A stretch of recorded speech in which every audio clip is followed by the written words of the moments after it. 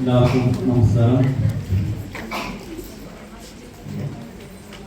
Germany അതുപോലെ തന്നെ ഈ പരിപാടി സംഘടിപ്പിച്ച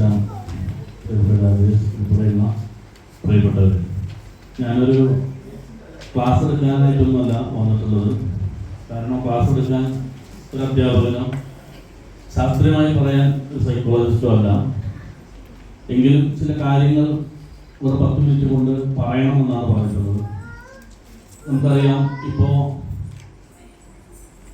എവിടെ നോക്കിയാലും നമ്മൾ ആരുടെയും 4 ആൾ കൂടി നിൽക്കുന്ന സ്ഥലത്ത് പോലും സംസാര വിഷയം ലഹരിയെ കുറിച്ചാണ്. സ്വാഭാവികമായും അതുമായി ബന്ധപ്പെട്ട ഒരു വകുപ്പ് എന്ന നിലയിൽ, ഏറ്റവും പ്രധാനപ്പെട്ട ഒരു വകുപ്പ് എന്ന നിലയിൽ എക്സൈസ് വകുപ്പ് കാര്യമായ ഇടപെടലുകൾ നടത്തുന്നു. അത് നിങ്ങൾ കാണുന്നുണ്ട്. പക്ഷേ എന്തു ചെയ്യാൻ കഴിയുമെന്നുള്ളതാണ് ഇവിടെ ഏറ്റവും ഫലപ്രദമായ രൂപത്തിൽ ഒരു ബ്യൂട്ടിഫിക്കേഷൻ നടത്തി സാഹചര്യം കണ്ടതാണ്. എന്തുകൊണ്ടാണ് നമ്മളിങ്ങനെ ഇത്തരം കാര്യങ്ങൾ ചെയ്യുന്നത്? നമുക്ക് സൗന്ദര്യമുണ്ട്, ഉള്ള സൗന്ദര്യം ഒന്നും കൂടി മെച്ചപ്പെടുത്തണമെന്നുള്ളതാണ്. അതുതന്നെയാണ് ലഹരിയുടെ കാര്യത്തിൽ. നമുക്ക് സന്തോഷമുണ്ട്, ആ സന്തോഷത്തെ ഉള്ള സന്തോഷം പോരാ, ഒന്ന് ഇരട്ടിയാക്കണം. അല്ലെങ്കിൽ അത് ഇൻസ്റ്റന്റ് ആണ് എന്നറിഞ്ഞിട്ട് പോലും അത് വളരെ കൂടുതലായി വേണം എന്ന ഒരു തിരിച്ചറിവ്. അല്ലെങ്കിൽ പുതിയ തലമുറയിൽ മുഴുവൻ ആളുകളുടെ കാര്യമില്ല, ചില പ്രത്യേക സ്ഥാപനങ്ങൾ, പ്രത്യേകിച്ച് നാർക്കോട്ടിക് ഡ്രഗ്സ്, അതുപോലെ തന്നെ സിന്തറ്റിക് ഡ്രഗ്സ്. അപ്പോൾ ഞങ്ങളെ സംബന്ധിച്ച് ഫീൽഡിൽ നിന്നുള്ള നേരറിവുകളാണ് ഞങ്ങളെ ഇത്തരം വേദികളിലേക്ക്, ഒരു സിനിമയിലെ ഡയലോഗ് പോലെ, പോലീസുകാർക്ക് ഈ വീട്ടിൽ കാര്യം എന്ന് പറഞ്ഞതുപോലെ ഇത്തരം ഒരു പരിപാടി നടക്കുന്നിടത്ത് പോലും ഞങ്ങൾ കയറി വരാനുള്ള സാഹചര്യം, ഇന്നലെ ഞങ്ങൾ വിളിക്കുന്നത് വരാനുള്ള കാരണം അതീവ ഭയാനകമാണ്. നമുക്കെല്ലാവർക്കും മക്കളുണ്ട്, അനിയന്മാരും അനിയത്തിമാരുണ്ട്. ഞങ്ങളും വളരെയധികം ആശങ്കയിലാണ്. 2016 ഗവൺമെന്റ് ഇതിന്റെ ഗൗരവം തിരിച്ചറിഞ്ഞ് വിമുക്തി എന്ന് പറയുന്ന പേരിലൊരു മിഷൻ രൂപീകരിച്ച് ഈ വർദ്ധിച്ച സിന്തറ്റിക് മരുന്നുകളുടെ ഉപയോഗം പുതിയ തലമുറയെ ബാധിച്ചിട്ടുണ്ട്. അതിനെ തടയിടാൻ വേണ്ടിയാണ് ഗവൺമെന്റ് ഇങ്ങനൊരു പദ്ധതി തന്നെ ആവിഷ്കരിച്ചത്. ഇതിന് കാരണം, നമുക്ക് ലഹരി എന്ന് കേൾക്കുമ്പോൾ നമ്മുടെയൊക്കെ കുട്ടിക്കാലത്ത് കേട്ടിട്ടുള്ളത് ഒരു മദ്യവും അല്ലെങ്കിൽ ഒരു കള്ളോ ചാരായം അതൊക്കെയാണ്. ഇന്ന് ആ അവസ്ഥ മാറി ചെറിയ കുട്ടികൾ അല്ലെങ്കിൽ ഒരു ചെറിയ പ്രായത്തിൽ തന്നെ ഇത്തരത്തിലുള്ള സിന്തറ്റിക് ഡ്രഗ്സിലേക്ക് എത്തുന്നു. സിന്തറ്റിക് ഡ്രഗ്സിന്റെ പ്രത്യേകത എന്നേക്കാൾ കൂടുതൽ എനിക്ക് മുന്നിൽ ഇരിക്കുന്ന നിങ്ങൾക്കറിയാം. ഈ പറയുന്ന പോലെ നമ്മൾ പുതിയ തലമുറയിലെ ആളുകൾ പറയുന്ന പോലെ പണ്ട് വെള്ളമായിരുന്നു, വെള്ളം മാറി പുല്ലായി, പുല്ല് മാറി കല്ലായി. അതാണ് ട്രാൻസ്ഫോർമേഷൻ. ഞങ്ങൾ നേരത്തെ അനുഭവിച്ചവരാണ്. ആദ്യം വെള്ളടിക്കുന്നവരായിരുന്നു, അത് കഴിഞ്ഞ് പുല്ലെന്ന് പറഞ്ഞാൽ അറിയാലോ, വൈക്കോലല്ല, പിന്നെ കല്ലായി. കല്ലെന്ന് പറഞ്ഞാൽ MDMA എന്ന് പറയുകയാണ്. മെത്തോക്സിഡൈമെത്താംഫെറ്റമിൻ എന്ന് പറയുന്ന രാസനാമത്തിൽ അറിയുന്ന ശാസ്ത്ര ലോകം മാൻ ഡ്രഗ് എന്ന പേരിൽ വിശേഷിപ്പിക്കുന്ന ഭ്രാന്തൻ മരുന്നിന്റെ പേരാണ് MDMA. പല രൂപത്തിൽ, പൊടി രൂപത്തിൽ, ദ്രവരൂപത്തിൽ, വെള്ളത്തിൽ കലക്കി സിറിഞ്ചായി പുകച്ചുകൊണ്ടൊക്കെ ഉപയോഗിക്കാൻ പറ്റുന്ന മൾട്ടി പർപ്പസ് ഡ്രഗാണ്. ഉപയോഗിക്കാൻ എന്തുകൊണ്ടാണ് പുതിയ തലമുറ ഇത്തരത്തിലുള്ള സിന്തറ്റിക് ഡ്രഗ് ഉപയോഗിക്കുന്നതെന്ന് വെച്ചാൽ അതിന്റെ കൈമാറ്റവും അതിന്റെ ഉപയോഗവും അത് കൈവശം വയ്ക്കാനുള്ള സൗകര്യമൊക്കെ തന്നെയാണ്. മദ്യം കഴിച്ച ഒരാൾ മുമ്പ് നമുക്ക് അതിന്റെ ബ്രാൻഡ് പറയാൻ ചിലപ്പോൾ പെട്ടെന്ന് കിട്ടില്ല. റമ്മാണോ ബ്രാൻഡിയാണോ പറയാൻ പറ്റില്ല, എങ്കിലും മദ്യപിച്ചാണ് പോകുന്നതെന്ന് പറയാൻ പറ്റും. ഈ ഒരു സാധനം ഉപയോഗിച്ച് വരുന്ന കുട്ടി വീട്ടിലേക്ക് കയറി വരുമ്പോൾ നമുക്ക് പെട്ടെന്ന് തിരിച്ചറിയാൻ പറ്റില്ല, പ്രത്യേകിച്ച് സാധാരണക്കാരായ രക്ഷിതാക്കൾക്ക്.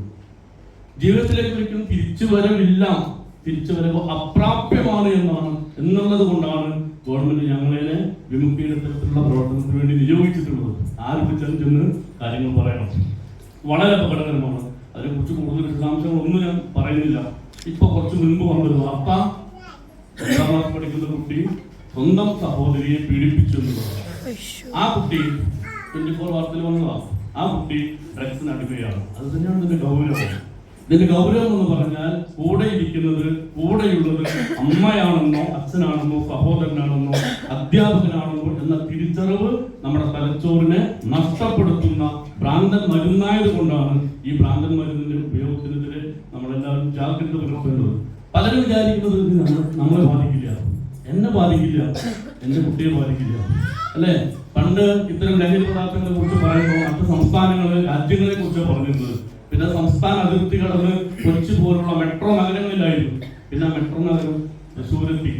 ആ തൃശ്ശൂരിൽ നിന്ന് കടന്ന് നമ്മൾ ഇവിടെ വസിക്കുന്ന ഈ പാലക്കാടിന്റെ ഗ്രാമാന്തരങ്ങളിൽ, ഇടവഴികളിൽ, അല്ലെ, വളരെയധികം റിമോട്ടായിട്ടുള്ള ഏരിയയിൽ വരെ ഈ ഭ്രാന്തൻ മരുന്നിന്റെ ഉപയോഗത്തിൽ കുട്ടികൾ ചെന്നപ്പെടും. അതുകൊണ്ട് ജാഗ്രതയോടുകൂടി ഈ കൊറോണയെ തുരത്തിയതുപോലെ, പ്രളയത്തെ നമ്മൾ അതിജീവിച്ചതുപോലെ, ഇത് ലഹരിക്കെതിരെയുള്ള യുദ്ധമാണ്. നാം അറിയുന്നവർ ഇത്തരം കാര്യങ്ങളിൽ ഏർപ്പെട്ടിട്ടുണ്ടെങ്കിൽ ആ നിമിഷം തന്നെ അതുമായി ഇടപെടാനുള്ള, പ്രതിരോധിക്കാനുള്ള ഒരു മനസ്സ് നമുക്കുണ്ടാകണം. അത് തന്നെയാണ് ഏറ്റവും വലിയ ലഹരി വിരുദ്ധ പോരാട്ട പ്രവർത്തനം. അതിന് എക്സൈസിന്റെയും പോലീസിന്റെയും മാത്രമല്ല, സമൂഹ മനസാക്ഷി ഒറ്റക്കെട്ടായിട്ടുണ്ടെങ്കിൽ മാത്രമേ കഴിയുകയുള്ളൂ.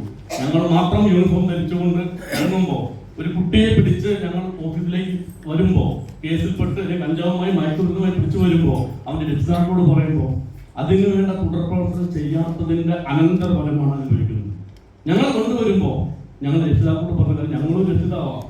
4 മണിക്ക് എന്റെ മകൻ സ്കൂളിൽ വിട്ട് വരുന്ന സമയത്ത് ഞാൻ ഫീൽഡിലാവുമ്പോൾ 4ാം ക്ലാസ് പഠിക്കുന്ന ഒരു കൊച്ചു പയ്യൻ എന്റെ കൈവശം ഉണ്ടാകും. ആ സമയത്ത് പെട്ടെന്നാണ് എന്റെ കുടുംബത്തെ കുറിച്ച് എനിക്ക് ഓർമ്മ വരുന്നത്. ഞാൻ വീട്ടിലേക്ക് വിളിക്കാം. കുട്ടി 4 മണിക്ക് ക്ലാസ് കഴിഞ്ഞ് വരുന്ന കുട്ടി വീട്ടിലെത്തുന്നത് വരെ മിനിമം 4 കോളങ്ങളിലേക്ക് വിളിക്കേണ്ടതായിട്ട് വരുന്നു. കാരണം എന്താ? ഇതേപോലെ 7ാം ക്ലാസ് പഠിക്കുന്ന കുട്ടി എന്റെ കൈവശം നിൽക്കുകയാണ്. ഏതെങ്കിലും ഒരു സംശയാസ്പദമായ സാഹചര്യത്തിൽ അവനെ പിടികൂടി ചോദ്യം ചെയ്യുന്ന സാഹചര്യമുള്ള വേവനാകുന്നത് നമ്മുടെ വീട്ടിനകത്തേക്ക് നാം അറിയുന്ന നമ്മുടെ ഇന്റിമേറ്റായ ഒരു വ്യക്തി. നിങ്ങൾ ആലോചിച്ചു, ഒരേ ഒരു കാര്യം പറഞ്ഞാൽ അവസാനിപ്പിക്കും. നമ്മളെല്ലാവരും പ്രാർത്ഥിക്കാറുണ്ട്. പക്ഷേ നമ്മുടെ വീട്ടിൽ സമനില തെറ്റിയ ഒരു കുട്ടിയുണ്ടെങ്കിൽ, സമനില തെറ്റിയ, മനോനില തെറ്റിയ ഒരു വ്യക്തി ഉണ്ടെങ്കിൽ നമ്മുടെ ആ വീടിന്റെ അവസ്ഥ എന്താണ്? നമ്മളെല്ലാവരും വായിച്ചല്ലോ അല്ലെ? നിരനിരയായി വെട്ടിക്കൊണ്ടു. അതുകൊണ്ട് അതാണ് പ്രശ്നം. സമനില തെറ്റുന്നു, പെട്ടെന്ന് തന്നെ തെറ്റുന്നു. ജീവിതത്തിലേക്ക് തിരിച്ചു വരവ് ഇല്ലാത്ത വിധം സമനില തെറ്റിയ, മനോനില തെറ്റിയ ഒരു സമൂഹമായി മാറും ഈ ഭ്രാന്തൻ മരുന്നിന്റെ ഉപയോഗമെന്ന് ഉള്ളത് കൊണ്ട് കാണുന്ന മാത്രമേ തന്നെ ആദ്യഘട്ടത്തിൽ തന്നെ അതിനെ പ്രതിരോധിക്കാനുള്ള മനസ്സ് നമുക്കുണ്ടാവണം. നമ്മളെ ബാധിക്കുന്ന വിഷയമല്ല എന്ന് പറഞ്ഞുകൊണ്ട് പുറം നിൽക്കരുതെങ്കിലും ഞങ്ങൾ വകുപ്പിന്റെ പേരിൽ രഹസ്യ വിവരം കൊടുത്തതിന്റെ അടിസ്ഥാനത്തിൽ തന്നെയാണ് ഗവൺമെന്റ് വളരെ ദീർഘവീക്ഷണത്തോടുകൂടി 2016 ഇങ്ങനെ ഒരു സംഗതി ഇംപ്ലിമെന്റ് ചെയ്തു. അതുകൊണ്ട് പ്രിയപ്പെട്ടവരെ, പറയാനുള്ളത് ഒരുപാട് നേരനുഭവങ്ങളാണ്. സമയമില്ല എന്നത് കൊണ്ട് തന്നെയാണ് പറയാത്തതും. അതുകൊണ്ട് ഒട്ടനവധി കുട്ടികളുടെ, രക്ഷിതാക്കളുടെ കണ്ണുനീര് വീണ കാലുകൊണ്ടാണ് നിൽക്കുന്നത്. അതുകൊണ്ട് ജീവിതത്തിലേക്ക് കുറെ പേരെ തിരിച്ചു കൊണ്ടുവന്നിട്ടുണ്ട് ഇതുപോലുള്ള പ്രവർത്തനങ്ങൾ ചെയ്തു. അതുകൊണ്ട് നമ്മുടെ മക്കൾക്കുണ്ടാകുന്ന ചെറിയ മാറ്റം, നമ്മുടെ വീട്ടിൽ നിന്ന് സ്കൂളിലേക്ക് പോയി തിരിച്ചു വരുന്ന നമ്മുടെ മകൻ പോയ വസ്ത്രം ഇട്ടിട്ട് തന്നെയാണോ തിരിച്ചു വരുന്നത്? അവന്റെ ആ മാനറിസത്തിലുണ്ടാകുന്ന മാറ്റം, നിങ്ങൾ അമ്മമാര് നിങ്ങളോട് കാണിക്കുന്ന പെരുമാറ്റത്തിലുണ്ടാകുന്ന മാറ്റം, ചെറിയൊരു സംശയം വെച്ച് അവരോട് പെരുമാറാവും. എന്നാൽ അവരെ സംശയിക്കുകയാണെന്ന് അവർക്ക് തോന്നാൻ പാടില്ല. ആ തരത്തിൽ അവരുടെ ചെറിയ ഒരു നീക്കം പോലും, ആ സ്വഭാവത്തിലുണ്ടാകുന്ന മാറ്റം പോലും, നിങ്ങളുടെ മക്കളുടെ ഫ്രണ്ട്സ് ആരൊക്കെയാണ്? നിങ്ങളുടെ മക്കൾക്ക് നല്ല ബിരിയാണി ഉണ്ടാക്കി കൊടുക്കുമ്പോൾ നിങ്ങളുടെ വീട്ടിലെ ചില്ലലമാരെ സൂക്ഷിച്ചു വെച്ചിട്ടുള്ള സ്ഫടിക പാത്രങ്ങൾ പുറത്തെടുത്ത് നിങ്ങളുടെ മക്കളുടെ ഫ്രണ്ട്സിനെ വിളിച്ച് നല്ല ഭക്ഷണം ഉണ്ടാക്കി കൊടുക്കും. ഇന്നത്തെ കാലത്ത് ഏറ്റവും പ്രധാനപ്പെട്ട കാര്യം നമ്മുടെ മക്കളുടെ ഫ്രണ്ട്സ് ആരെന്നും അറിയണം. വീടിന്റെ അകത്ത് അസമയത്ത് നിങ്ങളുടെ മകനെ അല്ലെങ്കിൽ മകളെ കൊണ്ടു വിടുന്നു, അതിവേഗ വണ്ടി കൊണ്ട് ഇടിമിന്നൽ വേഗത്തിൽ കടന്നു പോകുന്നു. ആരാണ് വന്നത്? എന്റെ ഫ്രണ്ട്. തടഞ്ഞു നിർത്തി ചോദിക്കാനാവണം ഇന്നത്തെ കാലത്ത് ആരാണ് ആ അദൃശ്യനായ ഫ്രണ്ട്. ഓക്കെ, കൂടുതൽ ഒരുപാട് കാര്യങ്ങൾ പറയാനുണ്ട്. അതുകൊണ്ട് നല്ല ജാഗ്രതയോടുകൂടി ഈ ഒരു എന്താ പറയുക മഹാമാരിയെ തന്നെ തുരത്താൻ ആവശ്യമായിട്ടുള്ള ജാഗ്രത മാത്രം മതി. നമ്മുടെ മക്കളോട് സമയത്ത് തിരക്കുള്ളവരാണ്. ഞാൻ എക്സൈസുകാരെ സംബന്ധിച്ച് പകരം പണിയെടുക്കുന്നവരാണ്. വളരെ പരിമിതമായ ആളുകൾ ഇതുപോലെ ക്ലാസ് എടുക്കണം, കേസ് എടുക്കണം. ഞാൻ ഇപ്പോൾ വന്നത് ഒരു പ്രതിയെ മെഡിക്കൽ ചെയ്യാൻ വേണ്ടി കൊണ്ടുവരികയാണ്. എന്നിട്ട് വേണം കോടതിയിൽ ഹാജരാക്കാൻ. അതിനിടയിലാണ് കൊണ്ടുവരുന്നത്. അതുകൊണ്ട് ഒരുപാട് റോഡുകൾ ഞങ്ങൾ ഒരേ സമയം ചെയ്യുന്നു. കുടുംബം അവിടെ വേറെയുണ്ട്. അതുകൊണ്ട് നമ്മളെല്ലാവരും എടുക്കുന്ന തൊഴിൽ ആത്മാർത്ഥമായി ചെയ്യുന്നതോടൊപ്പം ഈ പുതിയ കാലത്തിന്റെ വെല്ലുവിളി ഏറ്റെടുക്കാൻ ആവശ്യമായിട്ടുള്ള ജാഗ്രത കൂടി ഉണ്ടാകണമെന്ന് കേരള സംസ്ഥാന എക്സൈസ് വകുപ്പിന്റെ പേരിൽ ഓർമ്മപ്പെടുത്തുന്നു. അതോടൊപ്പം തന്നെ ഇത്രയും വളരെ എന്താ പറയാ വൈവിധ്യമാർന്ന ഒരു സദസ്സ്, ആദ്യമായിട്ടാണ് ഇങ്ങനത്തെ ഒരു സദസ്സിൽ പരിപാടി അവതരിപ്പിക്കുന്നത്. പ്രത്യേകിച്ച് ഇതുപോലെ ഫിലിപ്പിക്കലിനൊക്കെ ചാനലൊക്കെ കാണാറുണ്ട്. പക്ഷെ നമുക്ക് കൂടുതൽ സമയമില്ലാത്തതുകൊണ്ടാണ്. അതുകൊണ്ട് ഇത്തരം ഒരു വേദിയിലേക്ക് എന്നെ ക്ഷണിച്ച എൻ്റെ പ്രിയപ്പെട്ട സുഹൃത്ത് രാജേഷിനോടും വകുപ്പിൻ്റെ പേരിലുള്ള എല്ലാവർക്കും നന്ദിയും രേഖപ്പെടുത്തിക്കൊണ്ട്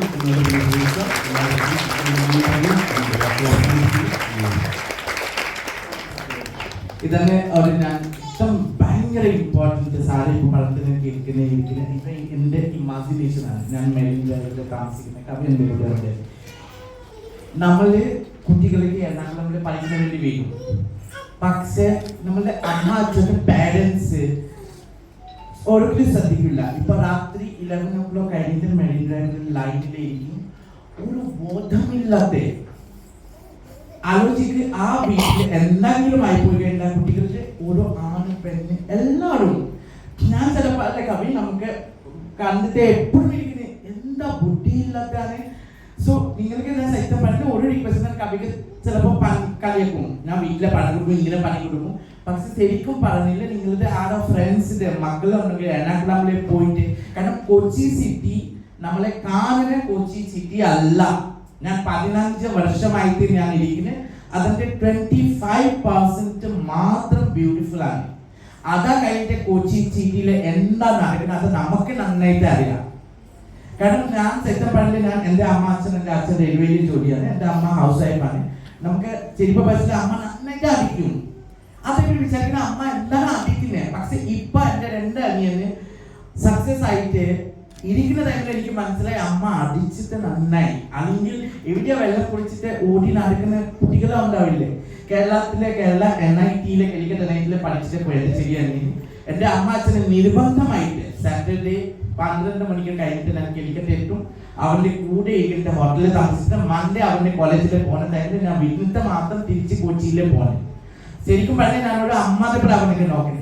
ഇപ്പൊ കുട്ടികളുടെ സത്യം പറഞ്ഞു, നിങ്ങൾ ആരുടെ വീടിന്റെ അതിർത്തി ഓരോ കുട്ടി എവിടെയോ എണ്ണക്കൊണ്ട് നമ്മൾ പഠിച്ചിട്ടുണ്ടെങ്കിൽ അവിടെ ഉണ്ടെങ്കിലും അത് വീട്ടിൽ പറഞ്ഞു കൊടുക്കണം. കാരണം കൊച്ചിയിലെ പഠിക്കുന്ന പോയി കഴിഞ്ഞിട്ട് കുട്ടികൾ അതില് 75% ആൾക്കാർ ചീത്തായി പോണേ.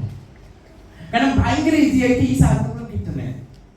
പൈസ വേറെ കാര്യം, പക്ഷെ ചീത്തായി പോണ ചെറിയ ചെറിയ കുട്ടികളെ സത്യം പറഞ്ഞ സാറ് ഇപ്പൊ പറഞ്ഞിട്ട് എനിക്ക് ഇഷ്ടം കണ്ണിലെ ഇമാജിനേഷൻ. ഞാൻ വിൻഡോയിൽ ഇരിക്കുന്ന ബാൽക്കണിയിൽ ഈ താഴെ മെഡിൻ ഡ്രൈവിൽ നോക്കുന്നത് രാത്രി 2 മണി 3 മണി. സത്യം പറഞ്ഞ് ഇതാ നിങ്ങള് ഉറപ്പായിട്ട് ആരെ ഫ്രണ്ട്സിന്റെ കുട്ടികളുണ്ടെങ്കിൽ ജസ്റ്റ് ഇൻഫോം ചെയ്ത്. Thank you so much.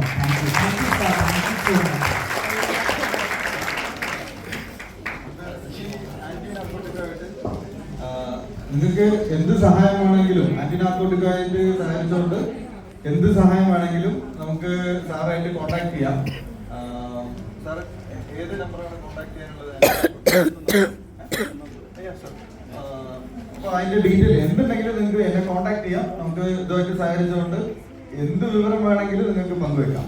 Okay, നിങ്ങളുടെ ആരെങ്കിലും പേഴ്സണൽ ആയിട്ടുള്ള ഈ പ്രോബ്ലംസ് ഉള്ള ആളുകളാണെങ്കിലും ഫാമിലിക്കകത്തും ഞാൻ നമ്പർ പറയാം, നോട്ട് ചെയ്തോളൂ. അത് ആന്റി നാർക്കോട്ടിക് ആയിട്ട് സംബന്ധിച്ച് നിങ്ങൾക്ക് എന്ത് വിവരങ്ങളും വിളിച്ചറിയിക്കാനുള്ള ഒരു കോൺടാക്ട് നമ്പറാണ്.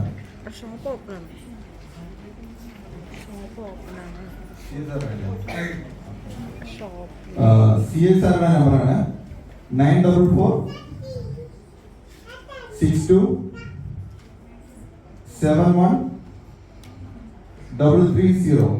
ഒന്നുകൂടെ പറയട്ടെ, 9446271330. Thank you so much. എന്തായാലും ക്ഷണിച്ചതിന്